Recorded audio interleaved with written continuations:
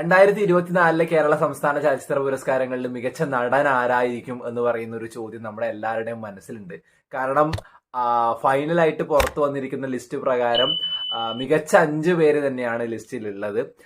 അതിലൊന്നാമത്തെ ആള് മമ്മൂട്ടിയാണ്. ബ്രഹ്മയുഗാണ് ചിത്രം. കൊടുവൺ പോറ്റി എന്ന് പറയുന്ന കഥാപാത്രത്തെ ഗംഭീരമായി അദ്ദേഹം അവതരിപ്പിച്ചിട്ടുണ്ട്. രണ്ടാമത്തെ ആള് ആസിഫ് അലിയാണ്. ആസിഫ് അലി പിന്നെ കിഷ്കിന്ദ കാണ്ഡം, അതുപോലെ ലെവൽ ക്രോസ് എന്ന് പറയുന്ന സിനിമ, ഈ 2 സിനിമയിലെയും പ്രകടനത്തിനാണ് പരിഗണിക്കപ്പെട്ടിട്ടുള്ളത്. മൂന്നാമത്തെ ആള് വിജയരാഘവൻ. ചിത്രം കിഷ്കിന്ദ കാണ്ഡമാണ്. കിഷ്കിന്ദ കാണ്ഡത്തിലെ അപ്പുപിള്ള എന്ന് പറയുന്ന കഥാപാത്രത്തെ ഗംഭീരമായി അവതരിപ്പിച്ചതിനാണ് പരിഗണിക്കപ്പെട്ടിട്ടുള്ളത്. അതുപോലെ ARMലെ പ്രകടനത്തിന് ടൊവിനോ തോമസ് പരിഗണിക്കപ്പെട്ടിട്ടുണ്ട്. ARMലെ 3 വ്യത്യസ്തമായ കഥാപാത്രങ്ങളെയാണ് അദ്ദേഹം അവതരിപ്പിച്ചിട്ടുള്ളത്. അത് ഗംഭീരമായിട്ട് തന്നെ അദ്ദേഹം അവതരിപ്പിച്ചിട്ടുണ്ട് എന്നുള്ളതുകൊണ്ടാണ് പരിഗണിക്കപ്പെട്ടിട്ടുള്ളത്.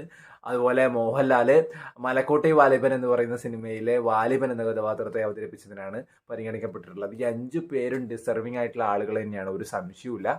ഇതിൽ ആർക്ക് കിട്ടിക്കഴിഞ്ഞാലും സന്തോഷം തന്നെയാണ് എന്നുള്ളതാണ്.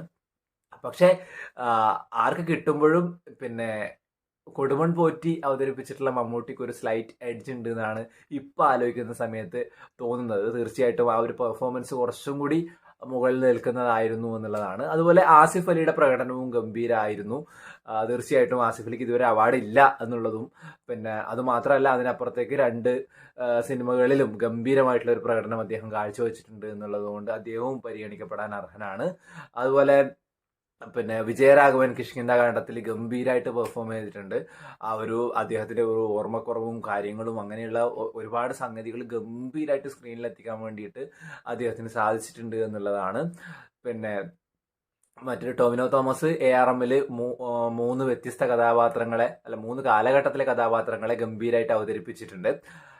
അതും തീർച്ചയായിട്ടും പരിഗണിക്കപ്പെടാവുന്നത് തന്നെയാണ്, അതിൽ സംശയമൊന്നുമില്ല. അതുപോലെ മലക്കോട്ടെ വാലിബനിൽ മോഹൻലാൽ ഗംഭീരമായിട്ടുള്ള ഒരു പെർഫോമൻസ് ആണ് കുറെ കാലം കൂടി കാഴ്ചവെച്ചിട്ടുള്ളത് എന്നുള്ളതാണ്.